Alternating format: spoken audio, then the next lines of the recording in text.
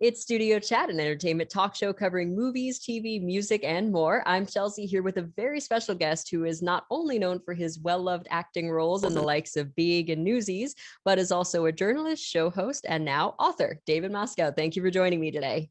Hi, Chelsea. Great to be here. Very excited to dig right into talking about From Scratch right off the bat. That is your new book. And before the release of this book, this was originally a TV show for the past couple of years. So can you start off by taking me from the time of From Scratch, the show, to this book? And did you already have the idea of writing a book in mind during the production of the show? So the genesis happened about 5 years ago. Well, actually, the genesis happened in 2016, and I'm going to make a documentary just solely about how you make tacos and how you make a margarita. Because it was during the election, and some bad things were being said about Mexican Americans, and I was like, this is ridiculous. Our friends and family, our neighbors, the margarita is the most consumed cocktail in the United States. Everyone loves a taco. Why don't we just, I'll go down to Mexico. I'll go to Oaxaca. We'll work with subsistence corn farmers. We'll make masa. We'll make tortillas. We'll harvest tequila, and just show sort of like the hard work and the pride that goes into, the food that we eat. And also, I think that it shows like the community. That sometimes Americans feel like they're, on an island. They did it all by themselves, right? And what you really see with food production, a slice of pizza takes 80 people to make. So yeah, you may be on an island, but if you want some pizza, then you got to come over to the mainland and hang out with us. So that's where it started. We were just going to do this doc. And my agency was repped. I was repped at an agency that also repped Bourdain. And so they brought this idea to him, and they said, this would be a really neat TV series where every week you sort of investigate food cultures around the world, how meals are made.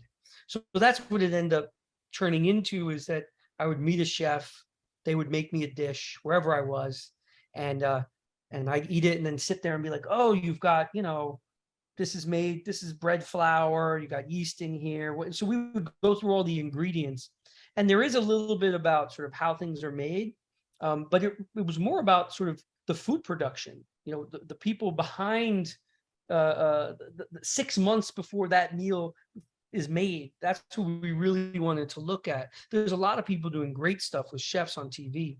In fact, one of my producing partners on it is one of the main directors of Chef's Table, right? So we sort of thought of ourselves as like, what happens the 2 or 3 months before you make a Chef's Table episode? This would be about, how the ingredients arrive at the restaurant. So we did that for 2 years, and it looks like we're going to start on season 3. Once this book is published and I do the book tour and all that, then we go out again for season 3. And along the way, we realized that like cable, you got your 45 minutes and you want to tell really tight poppy stories and keep it moving along. And so there are deeper dives that we wanted to do, like super interesting stuff, but that you just can't fit into, a very quick narrative on cable TV. So, I was in the Philippines and I was there to make patis, which is a fish sauce. It's like a foundational dish in their food culture. It kind of like sits on their table like ketchup sits on ours. And I was out to make it, and you have to harvest fish. And I went out and I couldn't catch anything. We're in the middle of the South China Sea, and I turned to the fisherman and I'm like, is this rare? And he's like, no, we don't know if we're going to get anything these days. And that was different than his father and his father's father, that every generation there's been less and less fish. So then we did a deep dive into it, and the Philippine Sea and the South China Sea has been hammered, like completely overfished, and you're starting to see territorial disputes there. I mean, China's building islands now close to the Philippines so that they can kind of declare that this is their territory, and it's all for fish. But it's for fish that aren't there, Mm. because nobody is able to reach across the dispute and say, hey, we're having a dispute over whose this is, but we need to figure something out because these fish are disappearing. I think it's something they've lost something like 90% of the fish in the last 70 years are gone. So anyway, so these are things you want to talk about, but not necessarily the place on Saturday morning on History Channel. And so that's where this book came in. We aside from sort of like politics, there are just some incredible stories that we didn't get to flesh out, as deeply. I went to Kenya and I traveled with the Maasai across the Mara and up into the sacred mountains, and we made a meal, basically using ingredients that some of them don't have names, scientific names, because people, the Maasai eat them, but nobody really else does. And so to finally to complete this mission and cook a meal on the top of this sacred mountain with a Maasai shaman was just like, oh my goodness, and transformative. And I felt like these were things that I wanted to investigate and flesh out further. So I called up my dad and I said, Dad, would you write a book with me? We had written a script together before, and we didn't kill each other, so that was good. And we've gotten all that out of our systems. We really like working with each other now, and so that was the hard. We'd been approached to write a book about it, so I didn't want to go ahead, without. I was on the road, so I knew I needed help, particularly around sort of like heavy duty research, because I was, in Kenya on a mountaintop with no, internet. So my dad really came on, and if he hadn't agreed to partner with me, I don't know if I would have done it. But it turned out to be, aside from what I think is a really great book that everybody should check out, it was an amazing familial experience and something that I am so happy I did with my dad. So That's and awesome. I hope that he would say this. Most he likely. may say something different, but well, I mean, you were able, like you said, you were able to collaborate on it. So I think you're pretty much on the same wavelength with that. It came out really nicely. And yeah, at times the book does feel like a bit of a behind the scenes view of the From Scratch show, because, you did have some rough experiences that may not always be fully shown on camera, especially like you said, that neat little 45-minute cable TV package, right?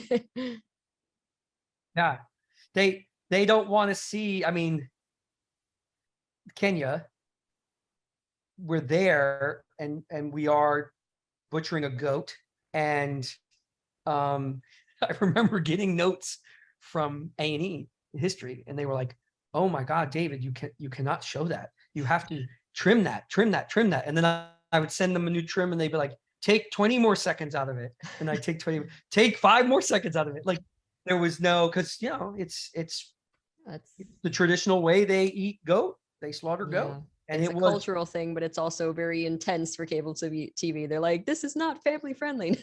Yeah. My wife was like crying in the original cut. She's crying because we slaughter animals. It's one of the reasons why I started the show, is not to slaughter animals, but because I was eating meat, and I was over consuming meat, and I was unconsciously eating meat. And I feel like, it was harming my health. It's obviously harming the animals, and it's harming the planet. And I was just like, how did I get to this point where like I'll drive up to a fast food joint, get a meal wrapped in paper, not think twice about it. And we did a thumbnail sort of calculation that if I ate 2 pieces of meat a day from when I was young, I would have killed about 35,000 animals, which is an insane amount, just me. Yeah. That I killed 35,000 animals. And that's without the, Vegas all you can eat buffets and the Italian subs stacked with meats. That's just like the bare. And that doesn't include all the meat products that are in toothpaste and random stuff, right? Lipstick.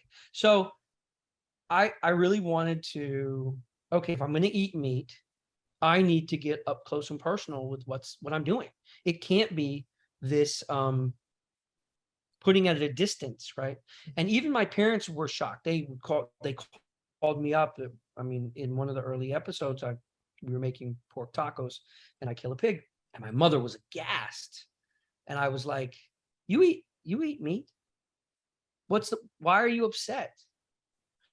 You're upset because I showed you what it is you're doing. It's not that Exactly. no. So it is a hard thing for people. It's one of the hardest discussions that we can have is what we are doing to an animal when we consume it. We are killing it, and this is what it looks like. So, A&E, the network, and I go over every episode with a fine. Their legal is in there. You can show this, you can't show that, and we try and do it as realistic as possible so that we aren't, putting lipstick on the pig. No pun intended. But yeah, it's changed the way I eat meat. Meat has become a condiment more. It's not every meal. It's almost like when my mom tells me about when she was younger, meat, they didn't have enough money to have meat every night. So it was a big deal when they got a chicken. And everybody had to share that chicken. So that's sort of what we do in our house now. I still love it though. And also the community that I'm in, my family, my extended family are all meat eaters. So that's another hard thing is that how you eat, what you eat is really tied into the people that you are around. It ties you in. That's why, vegans are incredibly strong people to really basically say, I'm going to separate myself.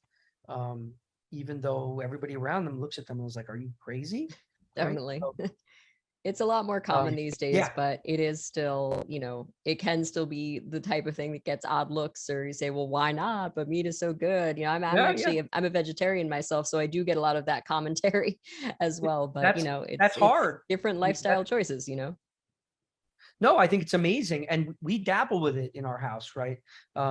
My son basically eats vegetarian at this point. There was a girl in his preschool who's vegan, and he decided he was going to be vegan for a month. And so we did it. And I don't think, I think, his culturally, his mother's Filipino, and there's a lot of meat in the Philippine food culture. So I don't think he'll ever get away from it. I mean, he may make a decision later on to be vegetarian or vegan, but we go for holidays or we go over to grandma and grandma's house, and it's like adobo and sinigang, and like, they kill a lot of animals at that table. It's a lot of My goodness. dead animals.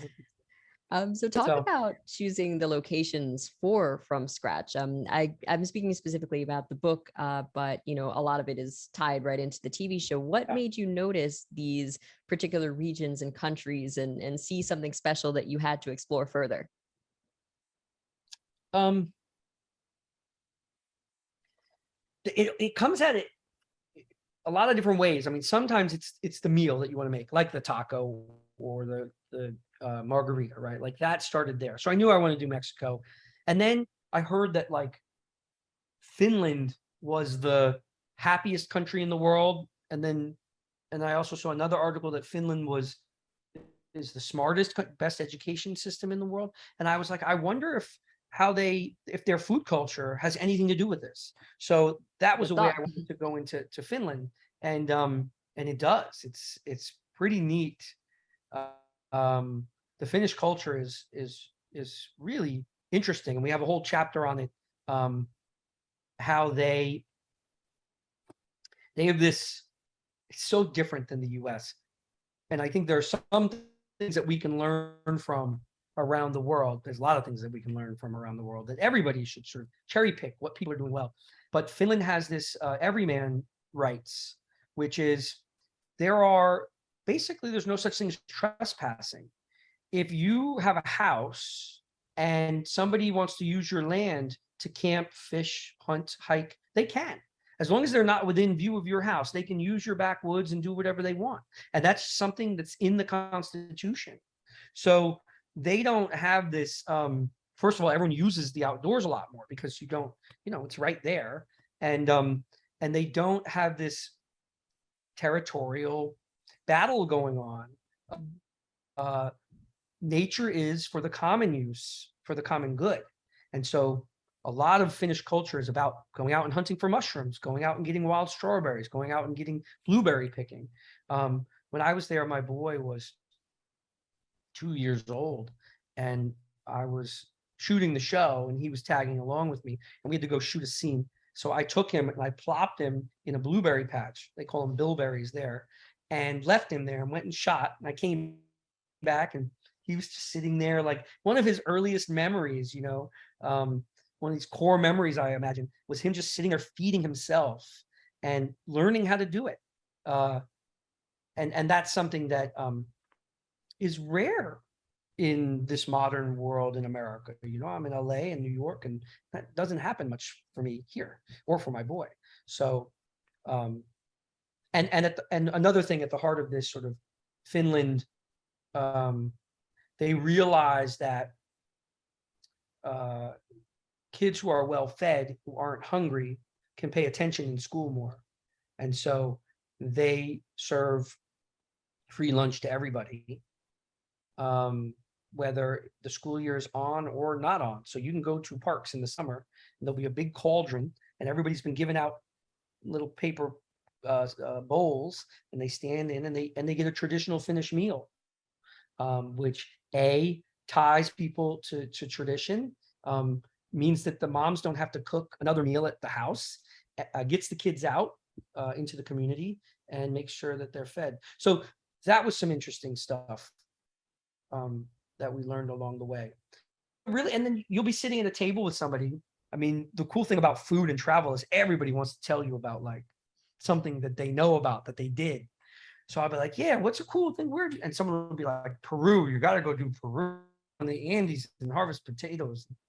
So that's how that happened. He happened to be like the head of the Peruvian trade organization. So he was luring me there, but he spun a good web. And so we did 2 episodes in Peru, which were, and there's a chapter in there about potatoes in the book. And I didn't know that Peru was the birthplace of potatoes and chocolate. And I mean, quinoa, so many things. So and these are a lot of things that people may not realize either. Like you said, it's not only the meat that there's a distance and separation of, knowing the sources of food and everything. It's anything, vegetables, things that come from the earth you don't necessarily know because they're just sitting there in the produce department of the grocery store. So you're like, all right, I'll just grab this, not really thinking about where it comes from. So completely. I do appreciate this, this initiative and this project that you have to just draw more attention to it of, hey, pay attention to these things. And this is important to understand and absorb really where you're getting this food from. And also, like you said, all the people behind it and all the work that goes into getting this to you that you can so conveniently just walk into the nearest Ralph's and grab it, Well, we saw that during the pandemic when everything when those people couldn't go to work, or got sick, and the whole system people were flipping out. There were runs on the supermarket, right? And in some ways, I think that people started growing stuff for themselves as well. I knew a lot of people personally who, they had a patch of land, they planted some stuff, which is a good thing, Definitely. Now we have a chapter in the book about. No, we have a chapter in the book about hunting, and during the pandemic, hunting went through the roof because people were sort of afraid, food scarcity. And generally hunting is decreasing significantly, but there was a big blip the last 2 years, and we'll see if it stays. Definitely. I was going to say, there's a lot of focus on, of course, the modern and current state of, food production and everything. But what I also found really interesting in the book is you weave so much history into your food explorations too, giving, not only talking about the current state of it, but giving background on why it's significant that you're there and, focusing on the food of that region. So was history always an interest of yours, or is it something that you really found yourself digging into more that you were going on these explorations? I love it. I love the threads that tie us all the way back. Um, and I think that, my mom grew up in Montana, and she was really sort of like a mountain girl. Like, her and her family lived in a cabin right by the Canadian border. And she would tell me stories about, they kept all their food in a lockbox in the creek because they didn't have refrigeration. And she would just tell me about sort of what life was like a generation ago. I mean, and I was always like blown away, particularly coming from New York, where there's a refrigerator that has everything in it. And then I also think that, like, when you do travel a lot, food and food history is something that you rub up against constantly, because food is so tied to culture that you have to deal with new stuff when you're traveling. You're like, oh my gosh, am I going to like this? Do I want to eat this? Where does this come from? How did they get this? Right. And yeah, I think that it then allows you to, food is the door into the rest of history. You just talk about noodles, right? People think that if you look at pasta, spaghetti and meat sauce or tomato sauce, right? It's not an Italian, it's not Italian, going very far back. It's Chinese noodles. And then tomatoes are from the New World, or Mexican. And so you're sitting there, you're like, wait a minute, this is a dish that we think of as completely Italian, and it is, but the ingredients came from other places, or the same with pizza, how we look at pizza now. Um, what was pizza like before tomato sauce, right? Because the first tomato sauces were happening in Mexico City, not in Rome. Right. So Yeah, no, it basically kind of sends the same message of, now and all throughout history, it's always been, many people, many cultures, many different things coming together to make what we see in front of us, rather than, just being one single source. yeah, I think exactly what you're saying, that we're tied. So there's two things. It kind of goes back to what you were saying, that we don't know a lot of stuff, but then we're tied to, so apples come from, I think,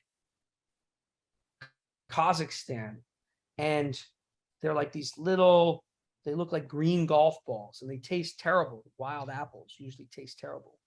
And the apples that we get from a tree, and I didn't know this, I learned this on the journey, the apples that we get from the tree, you take those seeds out of those apples and you plant them, and they're nothing like the tree that grows will be nothing like that. So like if you get a red delicious apple and you plant that seed, it's not going to make a red delicious tree. That red delicious tree only occurred once naturally in the world. And then they graft branches from that to make every other red delicious that ever happened. So one time in 1800s, this guy was walking by a riverbank. He saw a lot of kids playing under this tree. He remembered that, oh, the kids like to play under that apple tree. I wonder why. Let me taste this.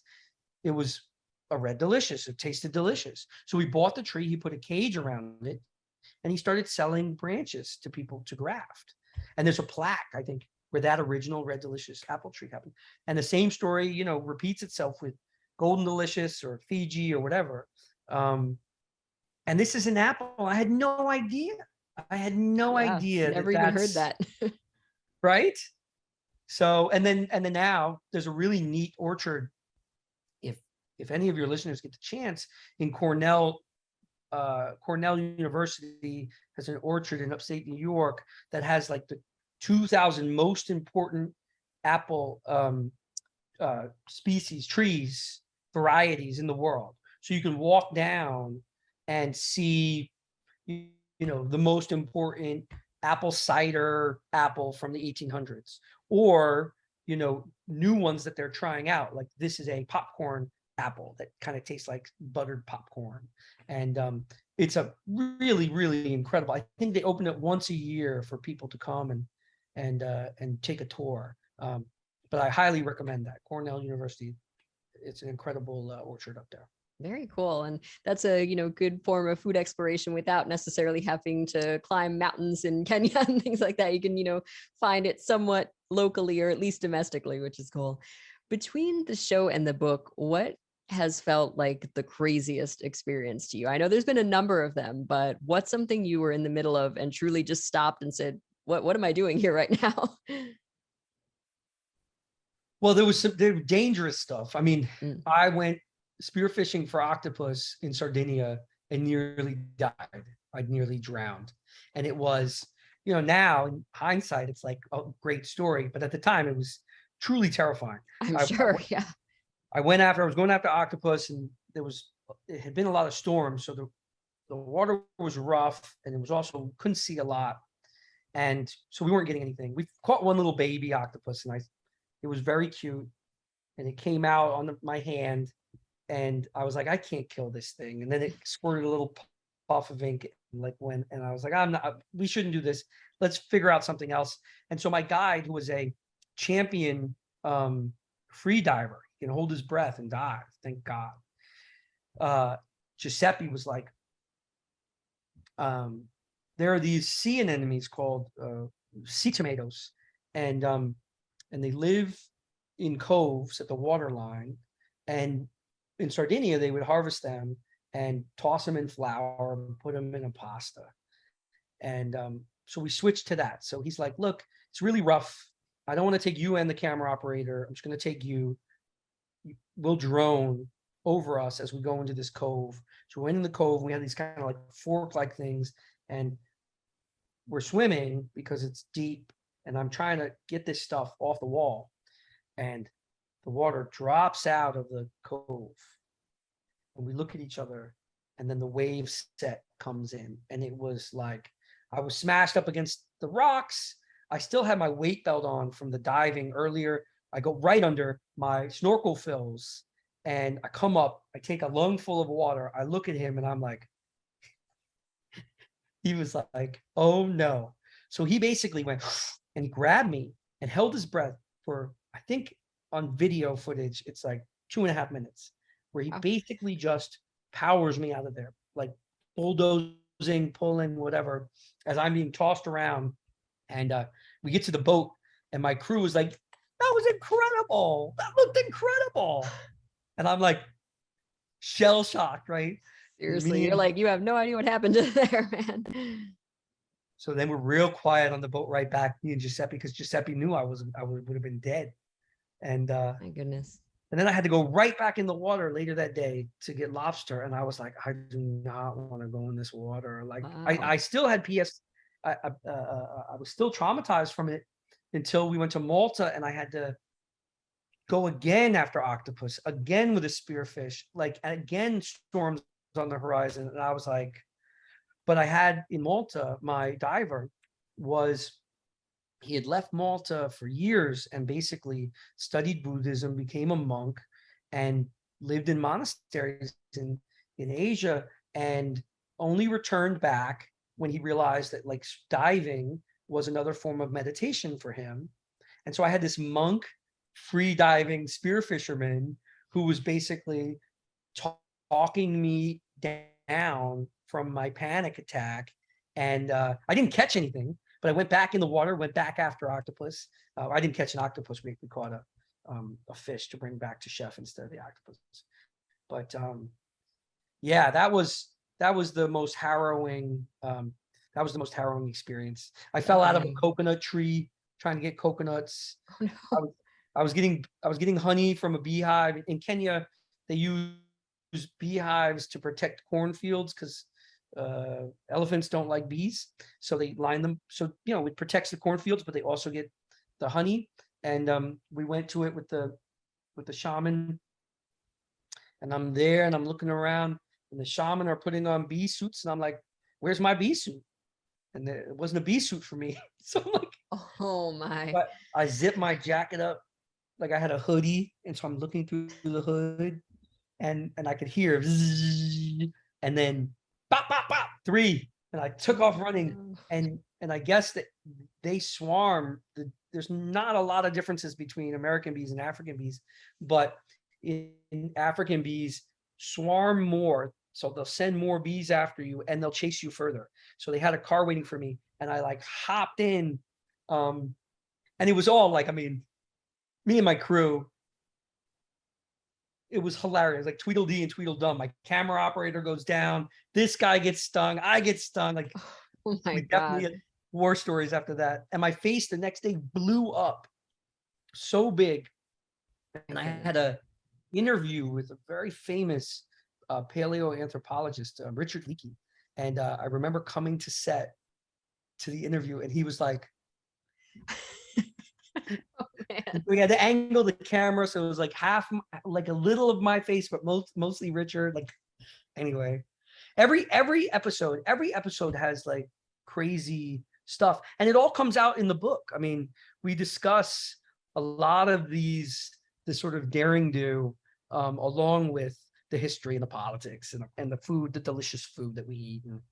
Definitely. No, it's all a lot of very interesting stuff. And then I love hearing your personal narratives because it's, it's one thing to read in the book, but you're bringing the stories to life. And now we all definitely know if you see bees, a hoodie is not going to be enough to protect you. Don't No. use the hoodie. Just run. Just get out of there. Definitely. Don't listen to your producer telling you to go in there. Oh my God, no, definitely not. Producers will ruin you sometimes. So I have to take a little bit of a step away from scratch, and I do want to touch on your acting career as well. Of course, now you are, of course, very well known as being in Big as the child Josh, the pre-Tom Hanks version of Josh. And even Right. though you were very young, that wasn't actually your first acting role. So I'm curious how you first found your way into that world. Wow. Well, so I grew up in the Bronx. I had done a couple school plays, but we knew nothing about Hollywood. My parents, we didn't even have a TV, until I was like 13, and they would like take it down from the attic, and it was an old black and white one, and we would watch MASH, half hour a week, and that was it. So we didn't, and I hadn't seen many movies up until that point, but there was there was an open casting call for a movie called Five Corners with Jodie Foster and John Turturro. It was about the Bronx where I lived. And so my mom took me down there, and I went in to audition, and I was like, 11, and I went in and basically was like, fast talking little kid from the Bronx, smiled a lot. They liked me. And I came out, and my mom was like, how'd it go? And I was like, I was great. And she was like, pat my head. And we went on, and we got a call from the casting director, and they were like, we really like David. We think we'd like him to come back. And I did 2 more auditions, and my parents, I grew up, working class, and we didn't have a lot of money, and they had saved up. My aunt lived in Spain, and they had saved up money for me to go visit her. They had already purchased tickets, and so we said no to the film. And I went on this trip to Spain to see my aunt. But when I got back, the casting director had given my name to an agent. And J. Michael Bloom was a big New York kid agency. And then my first audition was for,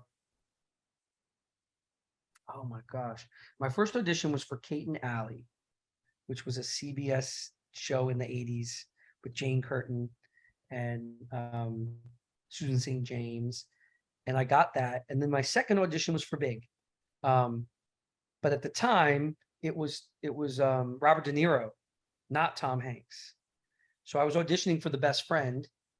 And then, and I don't look like, or I think Penny already knew that she wanted Jared because Jared had done Overboard with her brother. And so I did it. and nothing really happened. I remember the audition itself was like in the basement of a community center, and they brought in a bunch of kids and we all sat around, and Penny would be like, where are you from? What's your name? And I was like, I'm from the Bronx. I like the Yankees, like basically. And then she shuttled us out.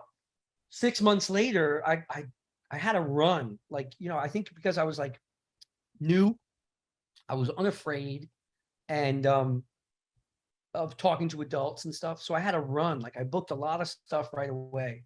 And 6 months later, they came back, and we had sort of forgotten about it all. And they said, we've hired Tom Hanks. Penny, when they hired Hanks, was like, remember that kid from the Bronx? And because she's from the Bronx. And so then, so they said, are you interested? It's not for the best friend anymore, but it'd be for the young Josh. And we were like, I mean, none of us, our whole family had no idea. We were like, sure. This was all sort of a lark. We never thought that it would be something that, was a career. And then, that movie became big. It became, a classic. Absolutely. And yeah. And then Newsies, it's the 30th anniversary this year. And this weekend it's back in theaters, which is bananas. So I'm going to take my boy. I think it's going to be the second movie that he's ever seen. He saw Wizard of Oz, and now he's going to watch Newsies. That's very appropriate. Also, I did want to touch on Newsies, of course, because you just brought it up, and congratulations on the 30th anniversary of that. That's really cool. I am interested because you did mention that you had a theater background to begin with, and of course, Newsies being a musical theater element there, that must have been something kind of familiar to harken back for you. Well, I had never sang or danced, so that was actually, you did more plays. It was terrifying. I did plays. I did school plays, and then I did some plays off Broadway. And so there's actually a funny tie with a play that I did and Newsies.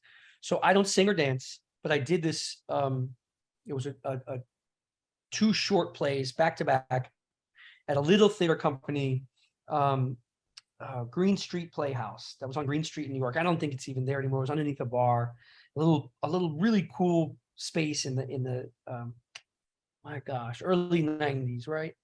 And in one of the play was written by Seth V. Rosenfeld, who's gone on to do a lot of TV shows and movies. And there was another one act that Michael Imperioli from The Sopranos was in, and mine was about a camp. We were 2 young campers at a camp, and I remember we wanted to go to the dance, and we were scared about going to the dance. And this counselor taught us how to dance, and the counselor's the actor's name was Dante, and later on, Dante would change his name to Most Def, and he's a rapper, Most Def. So he taught me this dance, and it was his dance. It was like Dante was like a very smooth dancer, and he taught me and this other kid how to dance in this play every night for 2 months. This one specific dance that lasted for maybe a minute. And so when the audition for Newsies happened, they called me up and they're like, look, can you dance? And I was like, I guess. They were like, bring some music and you'll dance in front of the casting people. And also you have to learn a song. Do you know a song that you can sing by heart? And I was like, sure, I know Stand By Me. So I sung Stand By Me. And I remember it was a cappella. So I filled in, I was like, boom, boom, boom, boom, boom, boom, boom. And then I put on, oh my gosh, what was it? Sound Factory. What was that? That group? Music Factory. Oh, anyway, it was a big hit at the time. And I did this dance that Most Def had taught me, and that I had done so many times that it looked like I was a really good dancer. Nice. Cut to on set. They're like, what did we get? This kid can't dance. And you're like, I know one dance, 4 months though. of rehearsal for dancing. Yeah, do that. Put that in the movie. And they weren't doing hip hop dancing in the film. But I remember they were, if you watch the movie, you'll see that there'll be these big, huge dance numbers. wide camera, and then when they cut into me, it's like here, and I'm like, then they'll cut back out. But there was one move I trained and trained and trained all 4 months to do, this like barrel roll. And it was the hardest dance move ever. And I did it and I landed it and it made the movie. And there was the barrel roll. And then in King of New York, I had to hit this high note. And I worked so hard to hit that note. And I hit it. It took me 2 takes. And if those were the only 2 things I was successful at in that movie, I'm happy. Yeah. Anyway. That's great. It's so funny, that kind of series of events, right? Just because you happened to learn that dance in that situation, you were able to use it later on. It was not for nothing. Yeah. That's great. I tricked them. Exactly. And then the camera magic helped you to do as minimal dancing as you could when it came down to it. Editors are your best friend. Editors are best friend. Did you do, I mean, have you done any other musical type roles since, or that was it basically? Well, Honey was a dance movie, and I played the bad guy in Honey. So thankfully I didn't have to dance in that. And then I had a theater company in New York with some friends, and so we were putting on plays. And then my dad actually called me up, and my dad is a community activist, and he develops after school programs and he helps community organizations and schools. At the time, he was developing a dual language school in East Harlem. And the person he was working with, his kid, who I used to ride like the school bus with back in the day, the kid was like this, I knew him as like this little, this little brat who bothered you.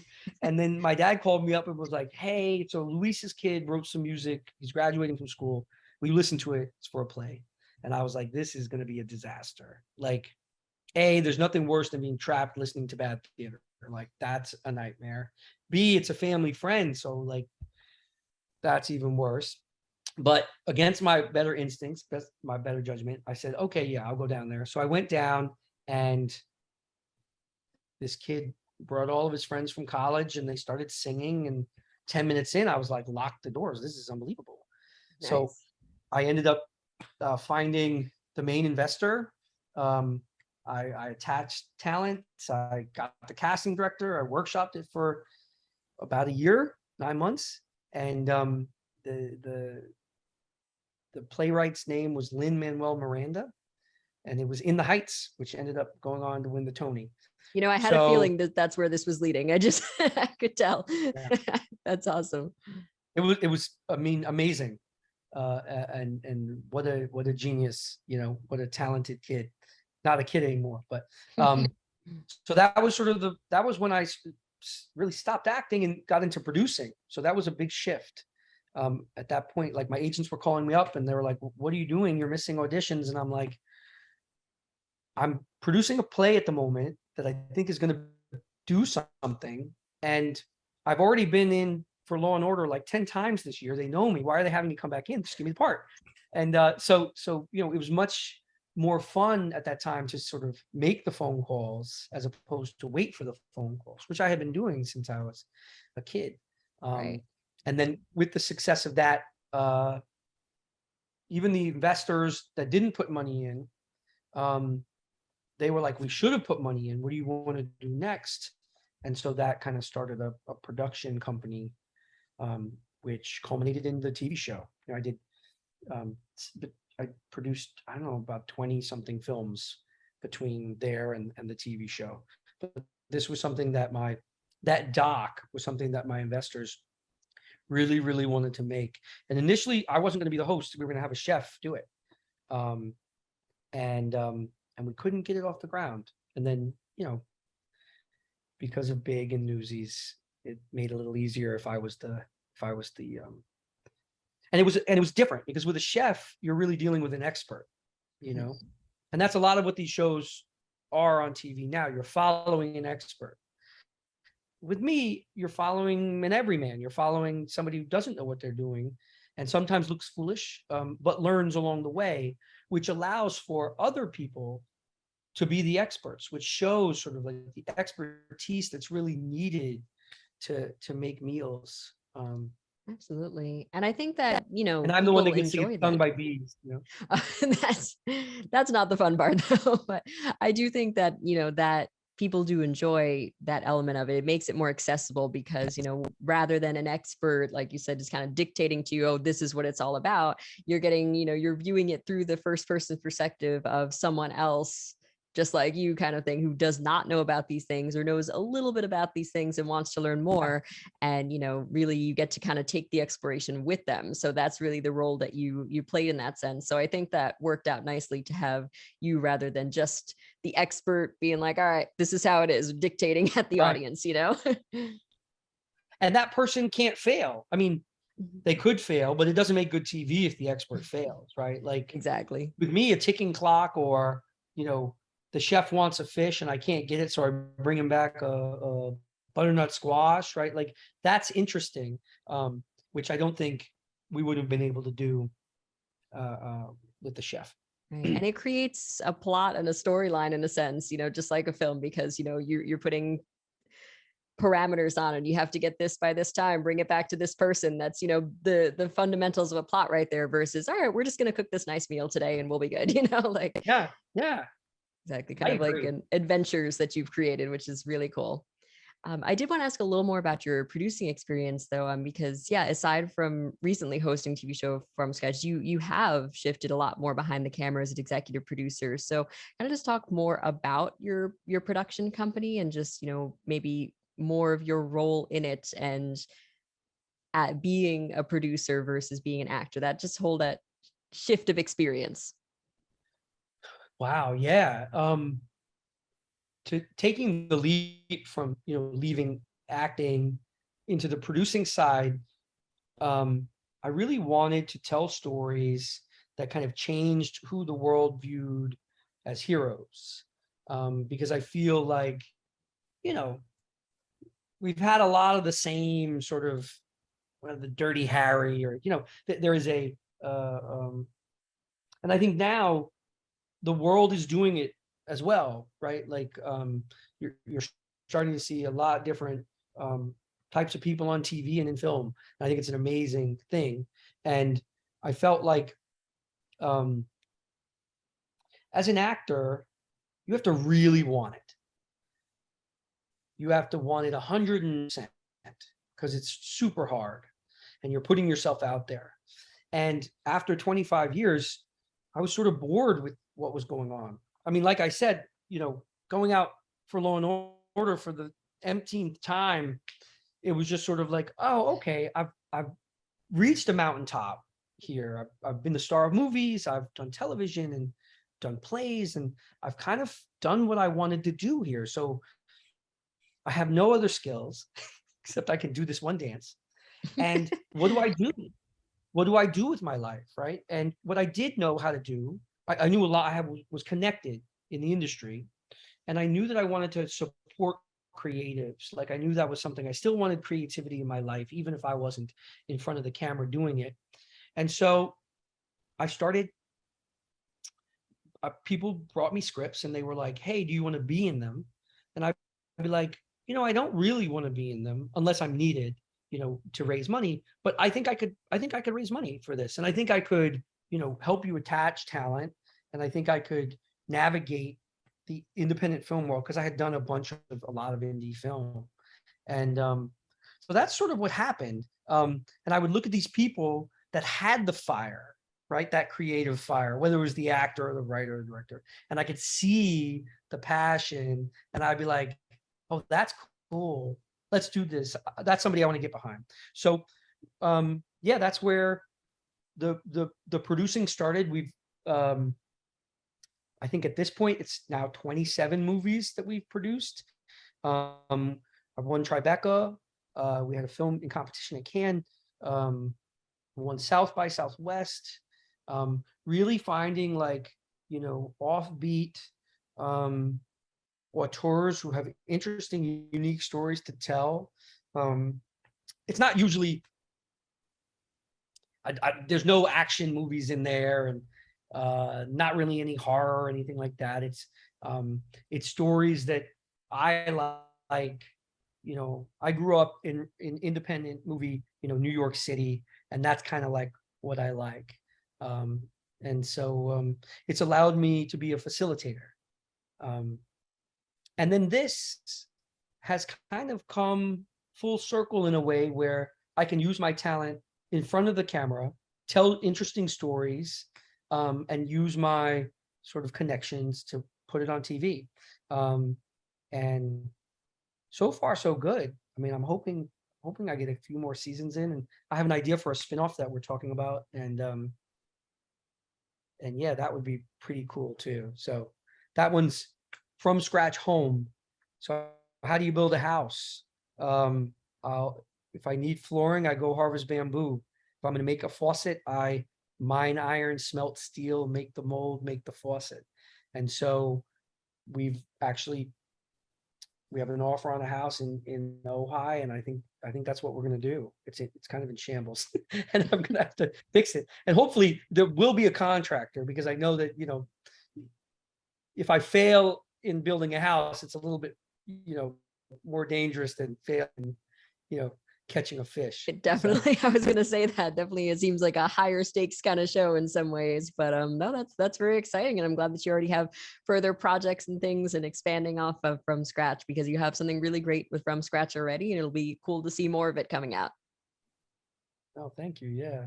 And actually, it does tie into one other thing that I did read about you, actually, because you are a man of many talents, though you say you can only do one thing. Because you are, I read that you were also involved in real estate development in a sense with green apartment buildings in New York City. And I'm curious, what made you first recognize the need for this, and how did you find the way that you felt that you could help? Did you have any experience with construction, real estate, anything in that world before? I hadn't. And in fact, my parents, so my parents are radical lefties, and actually like land ownership is not something that they're very excited about. Landlords in particular. And so I knew that people were being priced out of Harlem and the Bronx. I mean, New York is insanely expensive, and it's happening all over the country. I mean, it's a big thing that everyone's talking about today. And at the time, this was in 07, and there was an empty lot. I had a house in Harlem, and there was an empty lot next door. And at the time, there was a lot of drugs being done in the lot, and it wasn't the safest neighborhood. And so I wondered, could we build something there?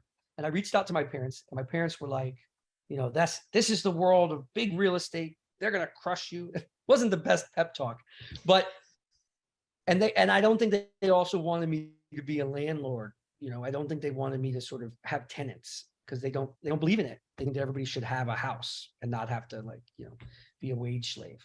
So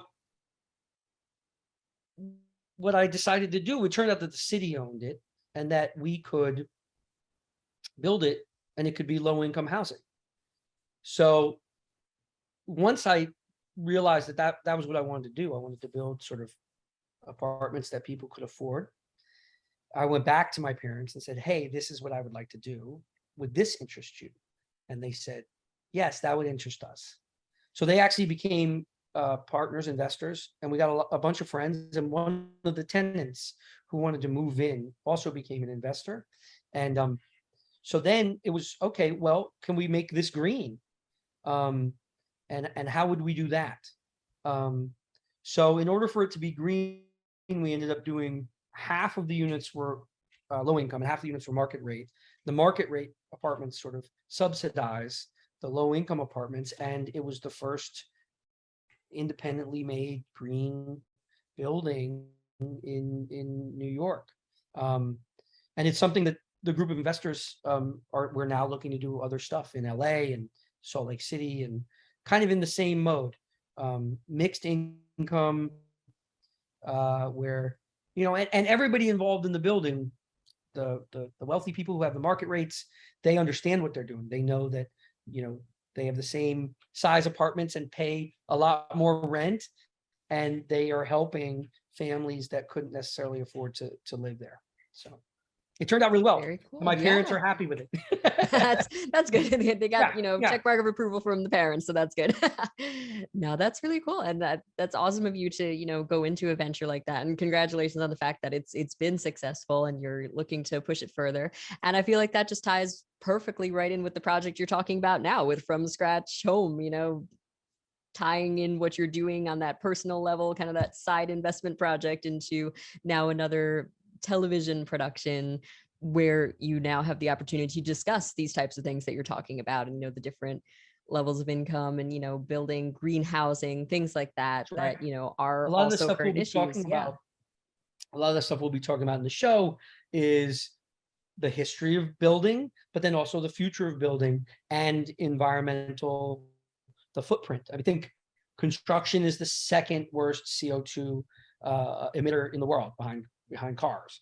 So we're gonna deep dive, investigate sort of how people can build smarter and cleaner. Yeah, and I'm interested in this. I don't know, so it's going to be a real investigation. It's going to be sort of me.